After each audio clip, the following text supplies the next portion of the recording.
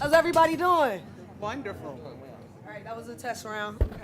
I know some of y'all just ate lunch and some of y'all haven't eaten lunch, so I will practice forgiveness for that weak response. So, no pressure. No pressure. How's everybody doing? All right. All right, that's what I'm talking about. It's a full house, so I kind of want it to sound like there's a full house. Good afternoon. My name is Christina Brown.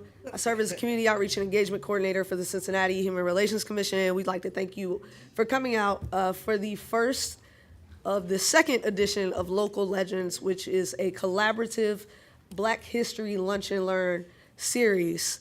We weren't sure how many people to expect, and I will say that you grossly beat my expectations. So I want to thank you all for taking time out to come to City Hall on such a beautiful day where you could be eating outside to celebrate this occasion. We are going to get started, but to begin, I'd like to introduce my boss, Dr. Erica King-Betts, who will give brief remarks on behalf of the Cincinnati Human Relations Commission. Please give her a round of applause. So a couple of years ago, we had the idea of partnering with Councilwoman Yvette Simpson's office on doing these lunch and learns. Each and every year, we would come up to council chambers and we would see local legends receive resolutions before council. And we would hear all of the wonderful work that our local legends had been doing, and we found ourselves wanting to learn more. So we reached out to Councilwoman Simpson's office and said, prior to the honorees receiving their resolutions before council, what are your thoughts about us just doing a lunch and learn so we can have an opportunity to learn more about local legends, the work that's been happening right here in our greater Cincinnati community. The legends that you're going to be hearing from throughout the month of February, you are going to be amazed. I've been reading their bios, and these are some of the most humble people I have ever met who have done some really critical work to our community. So I thank you for being here. I'd like to acknowledge Councilmember Seelbach, who is here. Councilwoman Yvette Simpson is on her way. I'd like to also acknowledge our Assistant City Manager, Miss Sheila Hill Christian, as well. And also a special happy birthday to my hubby, who is here today. And so I guess I can count this as being maybe his birthday gift. I don't know, so we'll see. But thank you all for taking time out of your day and supporting this program. City Cable is here, and they are doing the videotaping. So this will be available online, so you'll be able to see this interview, this moment over and over and over again. So thank you for coming.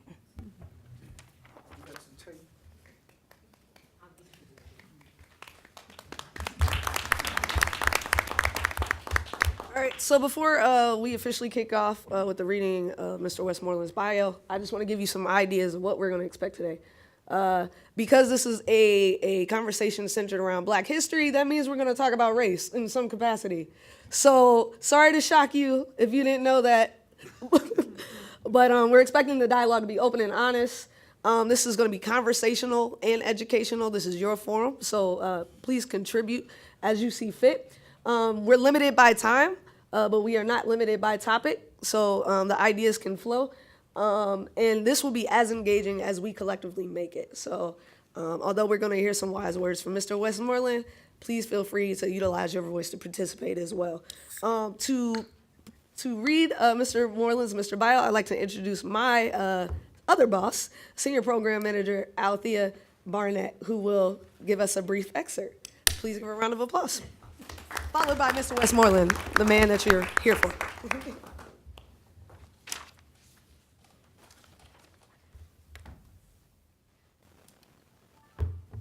How are you? I'm glad to see you.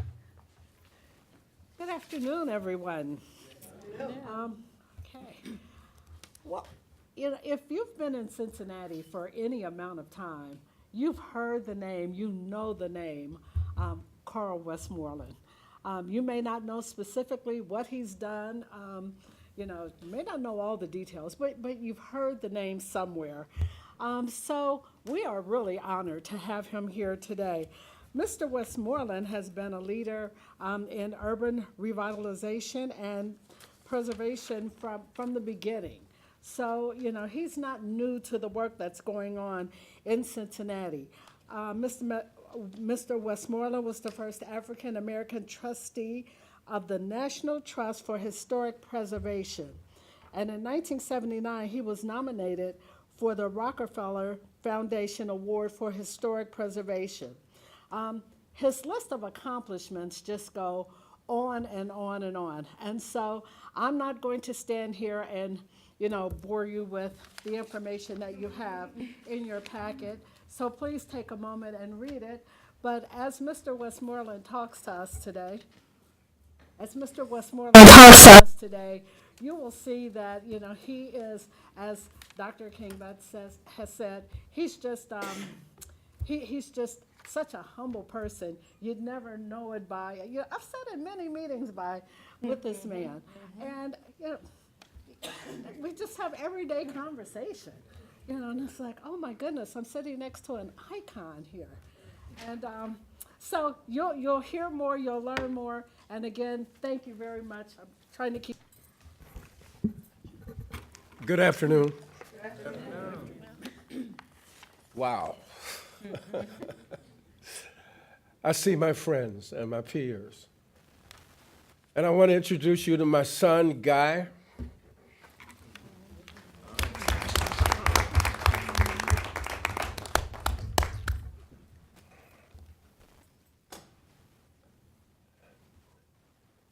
Guy, his brother Carl, and I just memorialized his mother.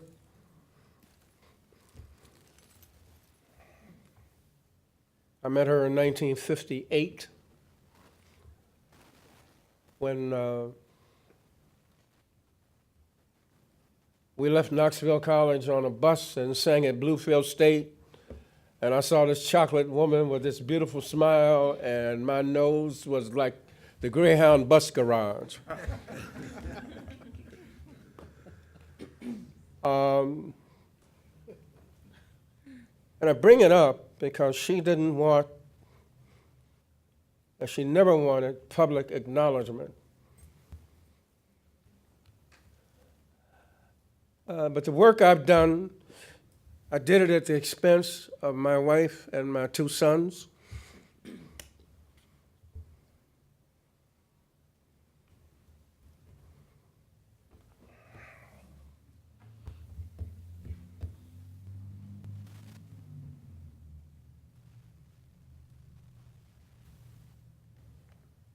Guy and Carl, all I have left.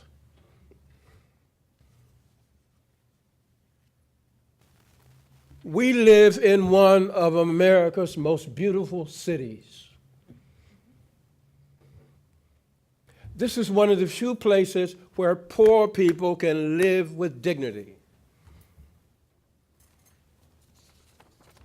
And each one of you in this room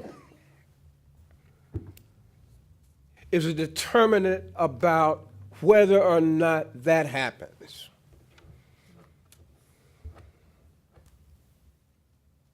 When I go outside, don't come to me about the system. You're part of that system. And if you're a victim of it, it's because you tooted over. You dropped the soap in the shower.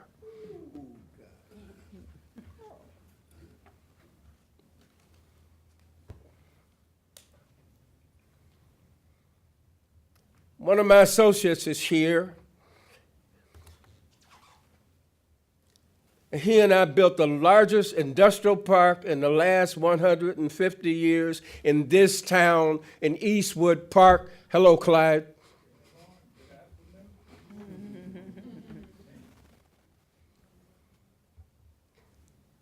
He grew up in the West End, and I grew up in Mount Auburn. How do we take ordinary people and save a precious jewel? Yeah, Avondale's pretty, gorgeous. But those are our sons running the block. Those are not the man's sons. Those are our sons.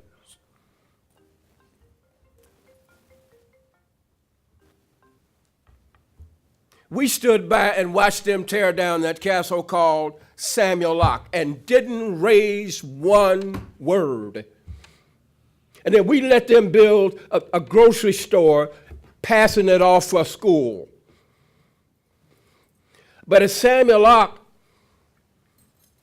when Mr. Perry was there, you took your hat off when you got to the door of the school because it looked like a school, and better yet, the parents said, I expect you to behave at school and learn at school.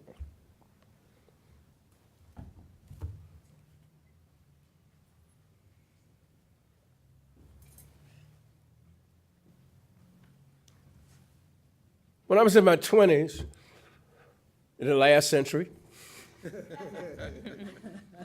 no, not the century before, the last century. I read Theodore M. Berry's housing study for the Better Housing League.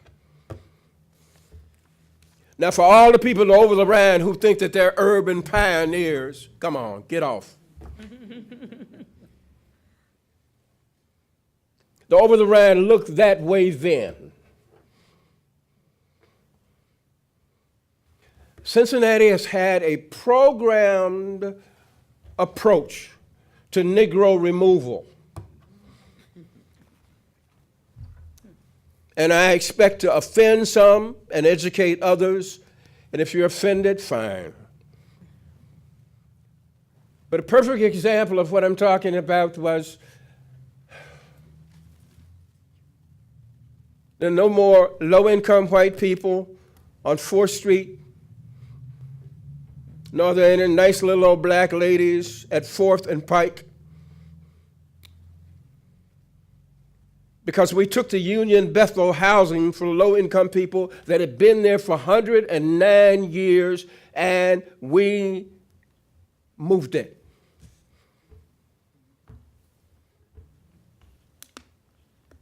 And before we finish, and you think that all I'm going to do is complain about social injustice, I want to talk about how we learn to live with each other and celebrate each other's difference. I want to tell you that when Guy's big brother, who's 5 years older, was 18 months old, two drug dealers threatened my wife while I was in Washington because we established at Mount Auburn a program called TELL. And I was the Fink. We made a public announcement. Sell heroin in Mount Auburn. In 1970, we want you gone. Go to CCHB and get some help or go to jail. But you can't do that in Mount Auburn. And we wouldn't tolerate it. So these guys, two men who were Vietnam vets, they waited until I'm gone and threatened my wife while she was driving a GTO and she tried to run over them.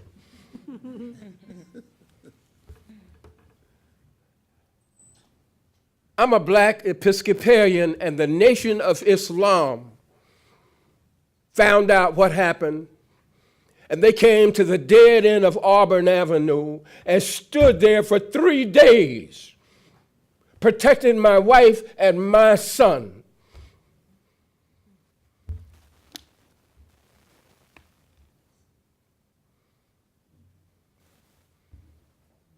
And the same thing happened in Glencoe.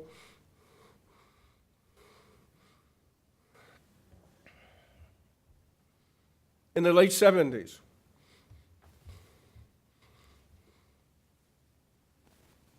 We didn't bring crack to Mount Auburn. We didn't want crack in Mount Auburn. We did $30 million worth of restoration, and I signed every mortgage, and they were countersigned by 9 trustees, 7 of whom were black women.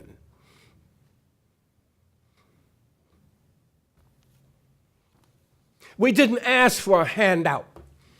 We asked for prime plus 2.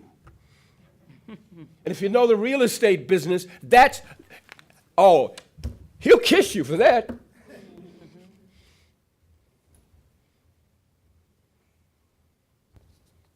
How did it happen? In the mid-1960s, I spent most of my day at half the evening chasing juveniles up and down Sycamore Hill. I worked at 2020. Didn't carry a gun, didn't carry handcuffs, and look at me with a middle-aged spread. And when finally I would run the guys until their tongues fell out, they'd stop. We'd talk about it. Sometimes I'd lock them up. Sometimes I'd take them down to District 4, District 7 it was then, on Sundays, and they'd have to help wash police cars.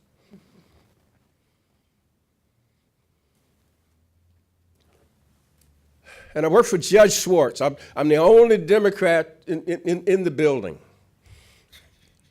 And Judge Schwartz was a Republican judge, and he said,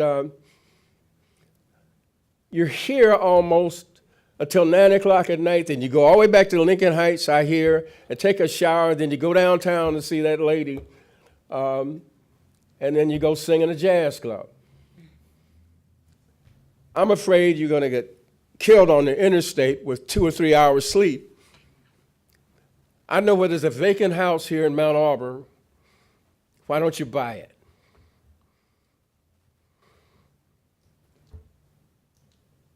At the same time, there was an undertow in the community.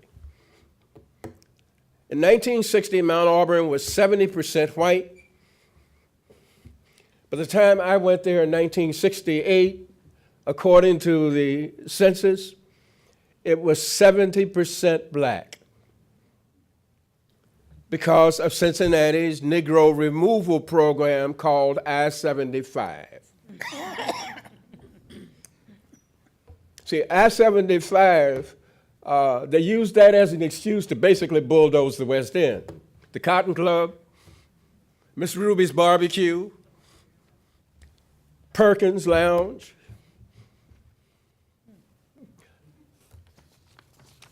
Union Baptist Church, Zion Baptist Church, St. Andrew's Episcopal Church, St. Paul's AME, the 9th Street Y,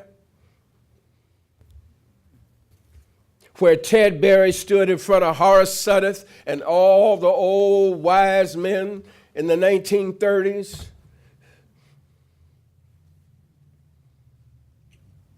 The place where young black leaders were trained. The churches where you were chastised and brought up in the right way, we bulldozed them. So we scattered to Evanston, to Avondale, to Mount Auburn. We had war on the over the Rhine with the Appalachians who had taken place of the Germans that we drove out in the teens, in the early 1900s. You know, Delhi is made up of somebody we didn't like.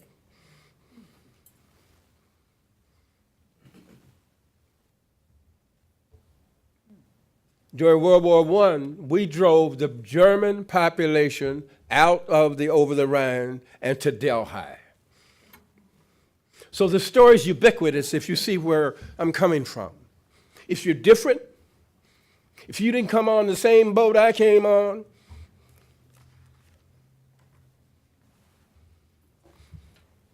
we will eliminate your presence in Cincinnati. The house I got in Mount Auburn, I paid $6,000 for it, and it looks 17 miles down the Ohio River. And me and my dog and Miles Davis and John Coltrane we got busy. And that chocolate lady I told you about, she came over to help me carry out wet plaster.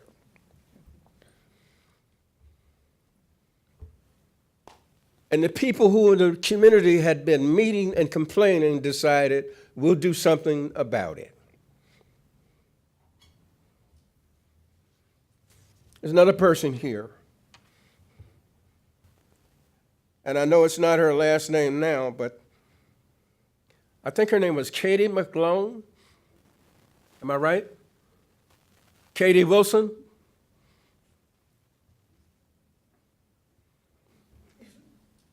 We took 2 Vista volunteers, sent them to the courthouse, and we took an inventory of every building in Mount Auburn.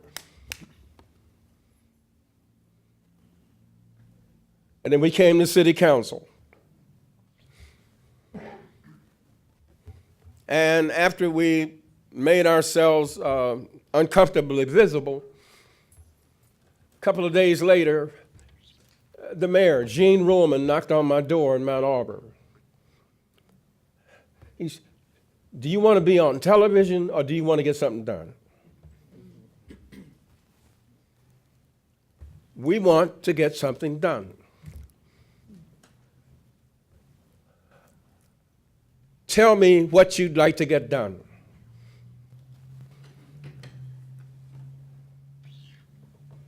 I reached on the couch and I brought out all these charts, all these photographs of vacant buildings that we wanted to buy. And I said, but we don't have any money.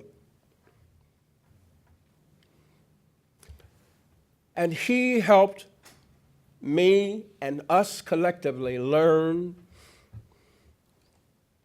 an essential element in community building, and that is developing partnerships. He got us a meeting with the Cincinnati Association. I told my mother about it. She, in turn, told my father, and my father said, put some water and some Royal Crown on that afro, brush it back, put on your pinstripe suit,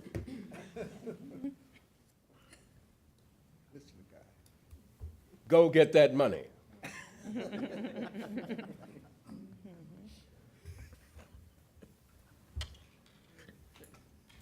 So 3 members of our board in Mount Auburn went to 4th Street. And we came away with $7,000. Before I left Mount Auburn to go to the Freedom Center, we had paid back $32 million.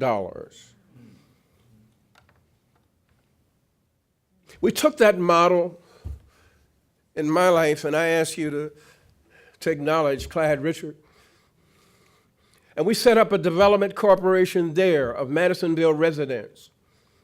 Coca-Cola, U.S. Shoe, Fifth Third Bank, on and on. That project was developed by the Welfare Rights Group in Madisonville, the white Republican organization in Eastwood Village, the Democratic Club, and the Madisonville Community Council, as Central Trust Bank, the city of Cincinnati, and the Federal Home Loan Bank loaned us $80 million.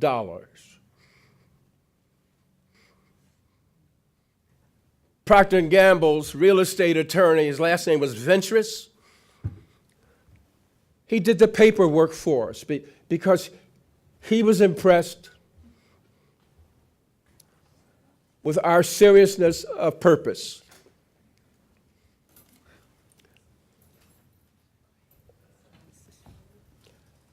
How do you start? You start small. And you start with a wide vision. You start with an understanding that if the schools in Cincinnati aren't working, then these dreams we have won't work.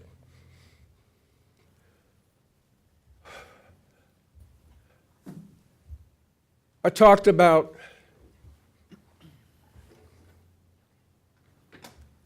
my wife. I talked about community service.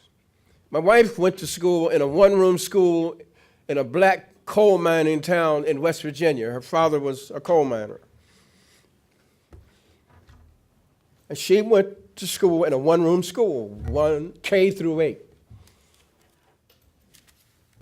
She graduated from Bluefield State with a degree in accounting. So you get these black women. You get Miss Edwards from the University of Cincinnati, Virginia Coffey from the Human Rights Commission, and the head of the education department at the University of Cincinnati, along with some people from Clifton. Guy is fluent in Spanish, having started in the kindergarten all the way through high school. Carl is fluent in German.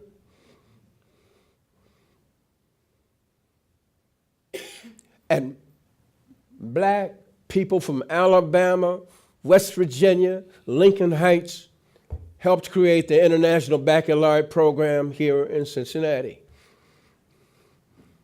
So there was no need for us to move out of the city.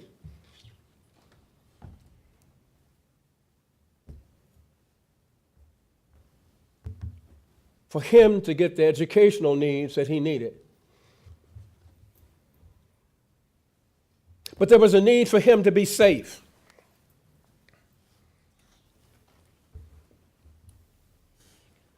And one day during spring break, I looked up 1992, and there was a guy running like the Dickens, running for home. I mean, he was trucking. And then a minute or two later, here comes a guy with a pistol. Gonna kill my baby because he goes to Morehouse. Plus, the guy lost in a 3-on-3 basketball game on a basketball court that we built.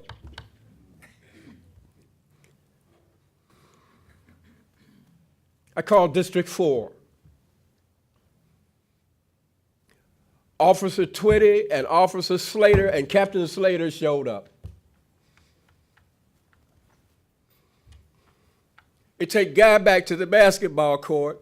Dude is so bold, he has put the pistol in the trunk of the car, and he's back on the basketball court profiling. Yeah, I chased that punk home. And guy, is that him? Yes, sir. You stay here in the car. Man walks over to the car. License tag is expired. Man's got a parole violation. So the officer asked him to open the trunk, and there's a .357 Magnum.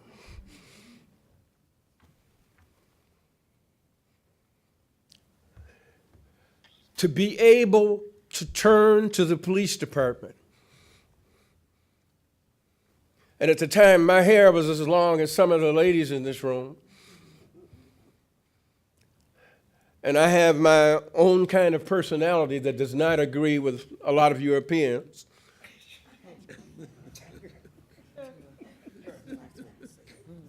But nobody said, why did you call us? What were you doing?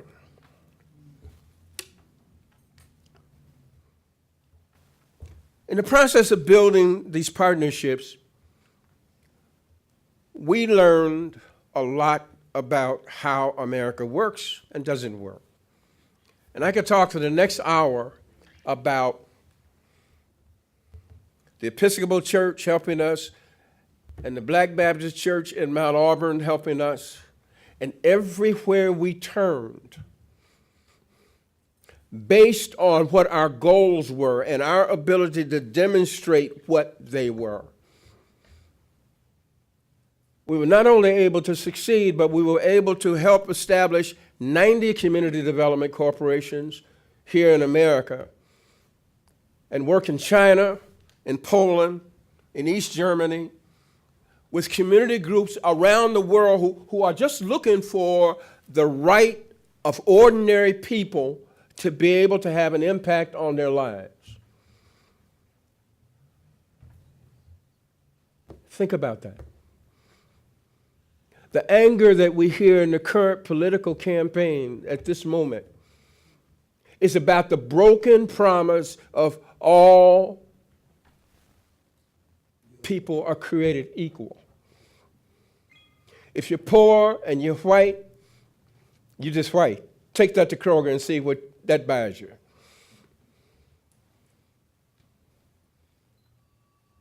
And so we now have an extreme political movement that says government doesn't work. Rather than because we wouldn't let them in. The young men in our communities, my oldest son is an example, looked at me because I'll tell you before you go in the hall and someone else tells you, I was blackballed here in Cincinnati for 15 years because of our success. I couldn't work.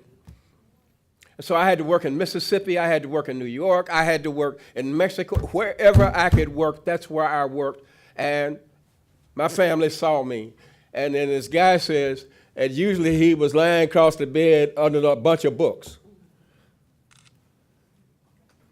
My oldest son's reaction was, why should I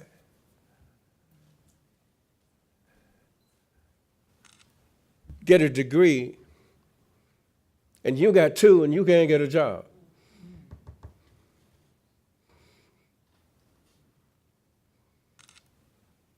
He said to me while we were dealing with his mother's passing, he showed me a $35,000 truck still in the factory with a hole in it bigger than a basketball. And I said, what are they going to do to it? Put a piece of cardboard and some carpet over it and sell it. And he wants to go postal with it. I said, Carl, if you do that, remember what they did to me.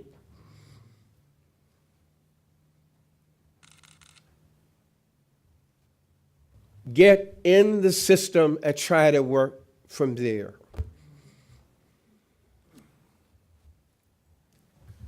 Each project that we did, each project that we helped other communities do,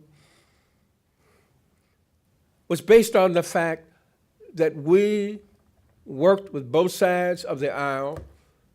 I was born and will die a Roosevelt Democrat. But remember, I told you at the very beginning, Gene Ruhlman was our mentor.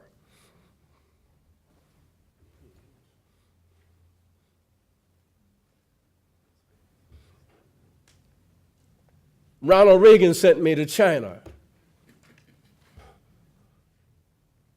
to talk to Chinese people about ordinary people being able to work through our system.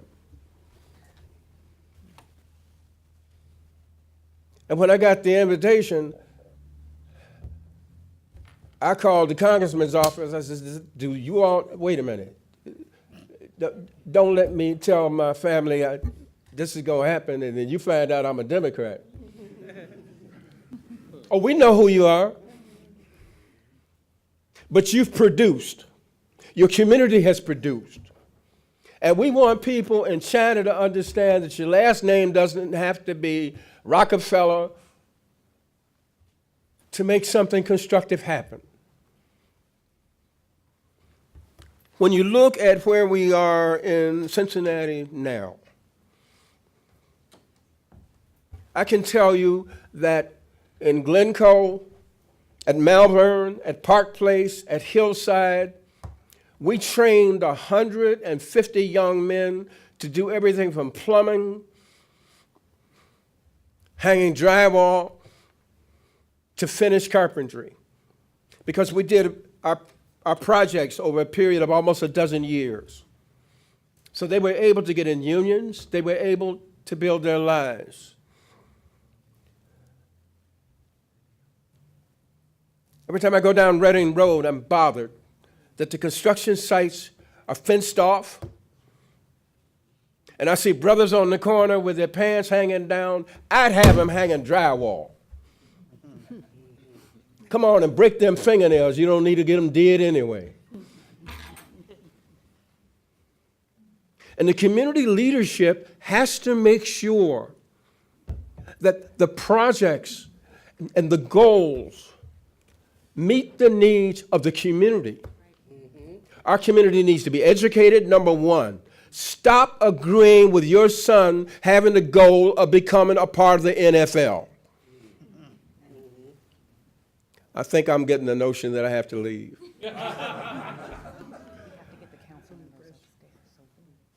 Our existence can be a good one here. Remember when we started? We live in one of the country's most beautiful cities. According to Charles Dixon, when he came to Mount Auburn in 1840. How long that lasts is up to you, and I thank you for listening.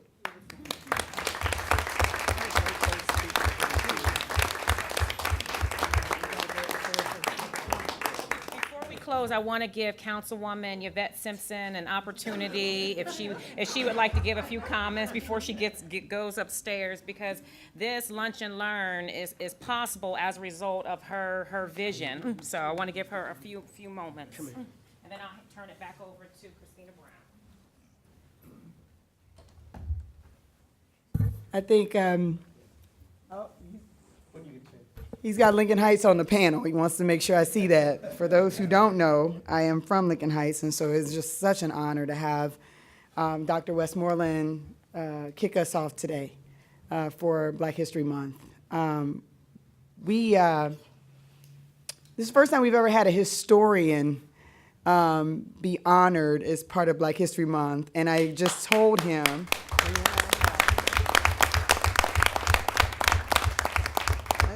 we could let him talk for 5 hours. I mean, really, we're so fortunate to have him in our community for so long. I think of him as our very own Cornel West. Although you could probably say that Cornel West is their Carl Westmoreland, to be accurate. The contributions this gentleman has made over the years, not just to our communities, but to making sure that those of us here remember that we're picking up the mantle for those who have gone before us, and that we do have a history, and because of that, we have a future. And so I just want to thank him, and it's long overdue to honor him as part of Cincinnati's history and heritage, so that future generations can read about him in the books that will be forever a part of the city of Cincinnati's legacy. So the resolution is important. We do the resolution and not the proclamation. Proclamations are great, but resolutions are officially a part of the record of this city from now and for always. And we want to make sure that Mr. Westmoreland is a part of our history, and one day a future historian will be here talking about his work. And so we just want to give him a round of applause and thank him does and continues to do here in the city of Cincinnati and beyond. So we got to get upstairs, public comment, and then we're going to take the first part of the council meeting to honor Mr. Westmoreland and Dr. Westmoreland and let him speak. And I try not to take the microphone from people when we're in that segment, but we're just going to let him speak. We're just going to let him speak. All right, we'll see you guys upstairs.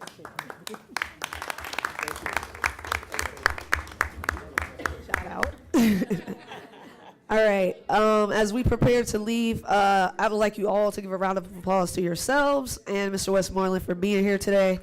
We greatly appreciate you. You can meet us in council chambers located on the 3rd floor to see the resolution. We also invite you to join us Thursday, February 18th for the next edition of the series. Thank you all and have a great day.